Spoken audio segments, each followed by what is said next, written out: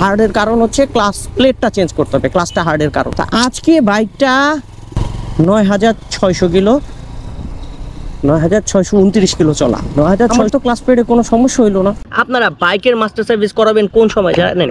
যখন আপনার মনে হবে আপনার ইঞ্জিনে কোনো ধরনের প্রবলেম হচ্ছে, আপনি ইঞ্জিন সংক্রান্ত কোনো ধরনের প্রবলেম ফেস করতেছেন।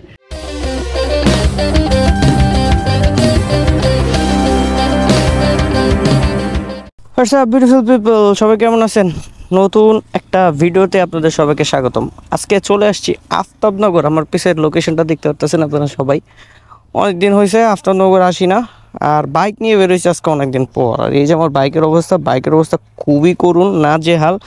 আজকে 7-8 দিন আরও বেশি পরে বাইকটা বের করছি। বাইকে দেখ জিপিএক্সি ডেমনের একটা সমস্যা, যেটা হচ্ছে ডেমনের ক্লাসটা খুব হার্ড। যখন ক্লাসটা বেশি লুজ করা হয় তখন বাইকটা কেমন যেন নয়েজ করে। যাই হোক, এখন আমার অনেক হার্ড লাগতেছিল এর জন্য। সো আজকে একটা টপিক নিয়ে কথা বলবো, কি জানেন?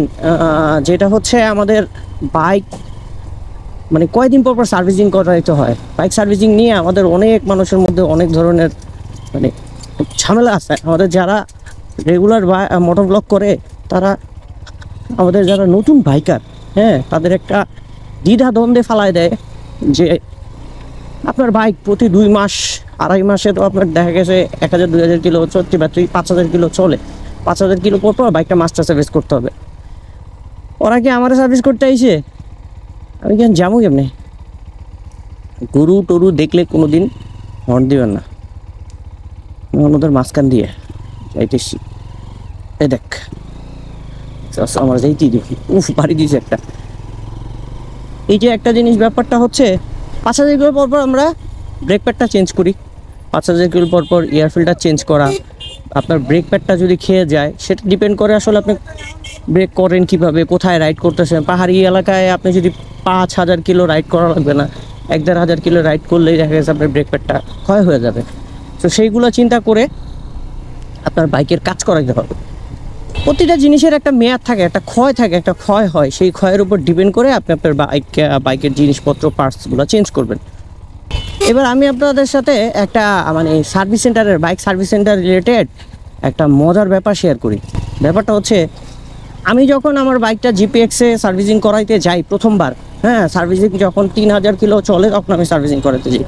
তো এর যে ক্লাসটা খুব টাইট, এবং জিপিএক্সের কিছু কিছু, তারপর রয়্যাল এনফিল্ডের আরও কিছু কিছু বাইকের আপনার ক্লাসটা একটু টাইট হয়।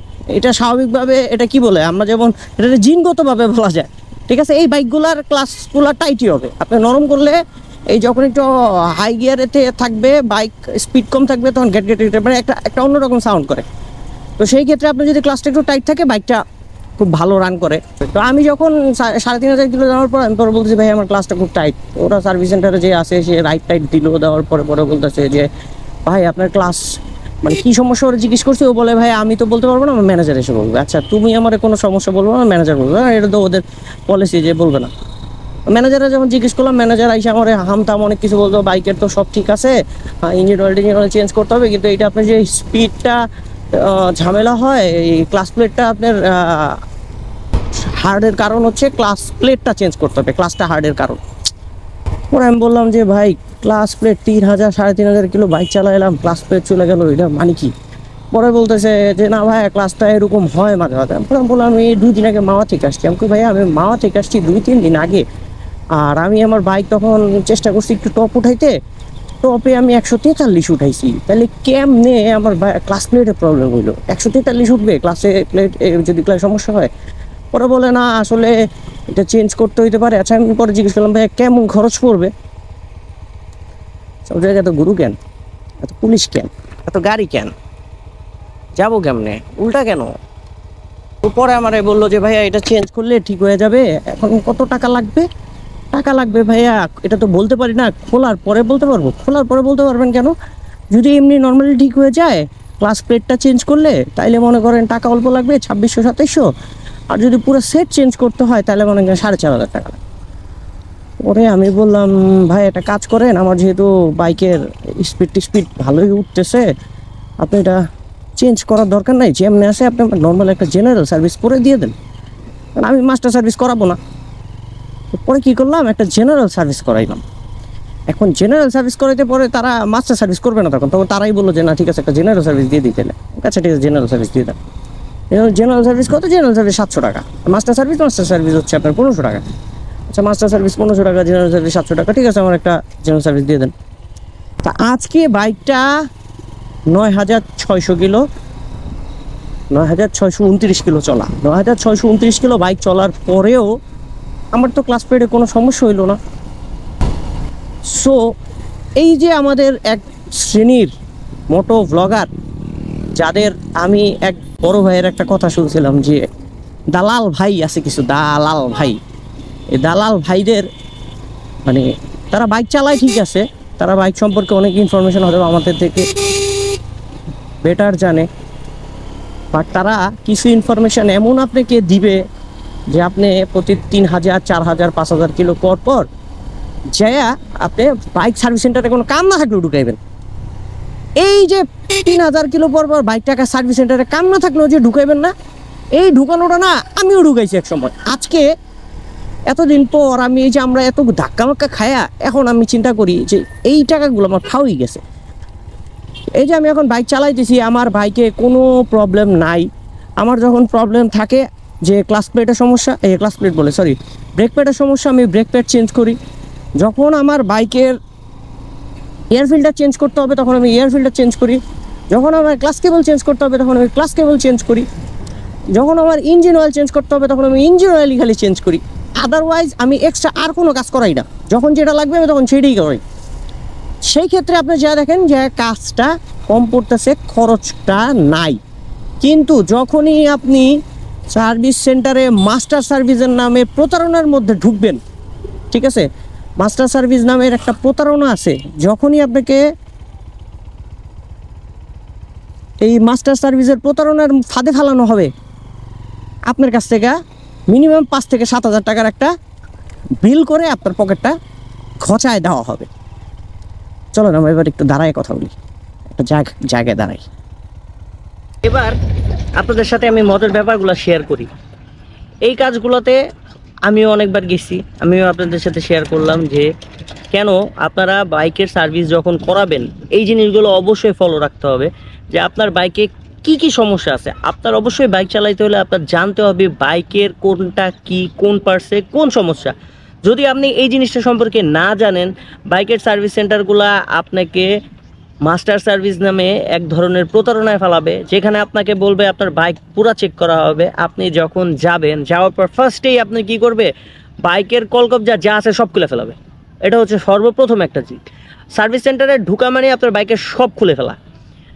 তারপরে খুলে ফেলার পরে আপনাকে বলবে, ফার্স্টে বলবে ব্রেক প্যাড থাকলে ব্রেক প্যাডের ইস্যু, সবার প্রথমে আসবে আপনার ব্রেক প্যাড, এবং সেটা আপনি দেখতে পারবেন ব্রেক প্যাডের প্রবলেম থাকবেই। 4000-5000 কিলো চেঞ্জ পর আপনার প্রত্যেক জনের ব্রেক প্যাড চেঞ্জ করতে হয়। তো 4000-5000 কিলো যখন আমরা চালায় ফেলাবো, 4000-5000 কিলো চালানোর পর আমাদের ব্রেক প্যাডটা অবশ্যই চেঞ্জ করা উচিত। 5000 কিলো পর বা 7000 কিলো পর রিকমেন্ড করে 5000 কিলো পর আপনি এয়ার ফিল্টারটা চেঞ্জ করেন। এরপর আপনার বাইকে যা সমস্যাগুলো আছে, যে প্রবলেমগুলো আছে সেগুলোর দিকে আমাদের খেয়াল রাখতে হবে যে আমাদের কখন কোনটা প্রবলেম হইতে পারে। আপনার অয়েল সিলের যদি অয়েল সিল ভেঙে যায় তাহলে আপনার অয়েল সিল সেটার কাজ করাবেন। ধরেন আপনার এয়ার ফিল্টার চেঞ্জ করতে হবে, ব্রেক প্যাড চেঞ্জ করতে হবে, আর নর্মালি টুকটাক কিছু জিনিস চেঞ্জ করতে হবে। এগুলোর জন্য কোনো সময় মাস্টার সার্ভিসে যাবেন না। আর 2000, 3000, 5000 কিলো পর মাস্টার সার্ভিসের এরকম প্রতারণার মধ্যে কোনো দিনও যাবেন না, ঠিক আছে? এটা হচ্ছে আরেকটা দিক।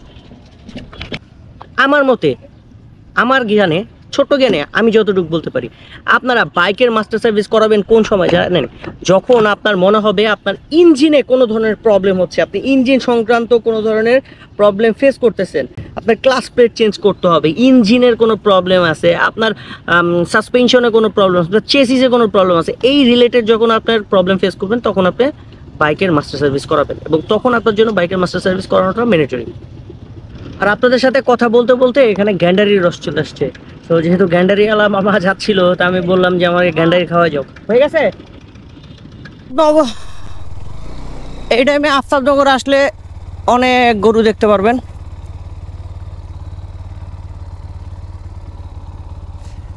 যেটা খালি ঘুরতে থাকে এদিক দিয়ে। সো আপনার গাড়ি চালাতে গেলে, বাইক চালাতে গেলে একটু সাবধানে চালাতে হবে। ওকে, যেমন আমি এখন গাড়িটা নিয়ে যাব রাজুর দোকানে। রাজু ভাই নতুন একটা গ্যারেজ দিছে, আমার সেই গ্যারেজে যাওয়ার জন্য আমাকে 1 তারিখ এসে মেসেজ দিয়েছিল, আমি সেটাতে যাইনি ব্যস্ততার কারণে। তো এখন যাব। একটা রিজন আমি আপনাদের বলি, যেমন আমার হ্যান্ডেলটা একটু লুজ আমার কাছে লাগে, হয়তো বা আমার হ্যান্ডেলটা বেশি লুজ হয়ে গেছে, আদারওয়াইজ আমার বল রেসারটা চলে গেছে। সো আই থিঙ্ক আমার হ্যান্ডেলটাই আপাতত লুজ। সো আমি যদি এই জিনিসটা না বুঝি যে আমার হ্যান্ডেল লুজ নাকি আমার বল রেসার চলে গেছে, তো আপনি যখন মাস্টার সার্ভিস করতে বাইক ঢুকাবেন তখন তো আপনার ছিলই। আজকে আমার মোরাল অফ দ্য স্টোরি ছিল কথার যে এটাই, যে আপনি বাইক চালাইতে হলে অবশ্যই বাইক সম্পর্কে পূর্ণাঙ্গ জ্ঞান রাখেন। পূর্ণাঙ্গ জ্ঞান রাখা আসলে অনেক জরুরি। তো আজকের ভিডিওটা এখানেই, এই পর্যন্তই। আপনাদের সাথে যতটুকু শেয়ার করা জরুরি মনে করেছি ইনফরমেশনটা অতটুকুই শেয়ার করেছি। আমার কাছে যতটুকু মনে হয়েছে যে আমি বাইক রিলেটেড যতটুকু জানি আমি আপনাদের সাথে ততটুকুই শেয়ার করছি। হ্যাঁ, আমার কথার সাথে সবাই যে একমত হতে পারেন তা ঠিক না, অনেকে দ্বিমত হতে পারেন, অনেকে একমত হতে পারেন। সো এটা আপনাদের উপর ডিপেন্ড করে, আপনাদের উপরেই ছেড়ে দিলাম। তো আজকের ভিডিও পর্যন্ত। ভিডিও ভালো লাগলে অবশ্যই লাইক বাটন ক্লিক করবেন, আর চ্যানেলটি যদি সাবস্ক্রাইব করে না থাকেন চ্যানেলটি অবশ্যই সাবস্ক্রাইব করবেন। সবাইকে ধন্যবাদ, আসসালামু আলাইকুম।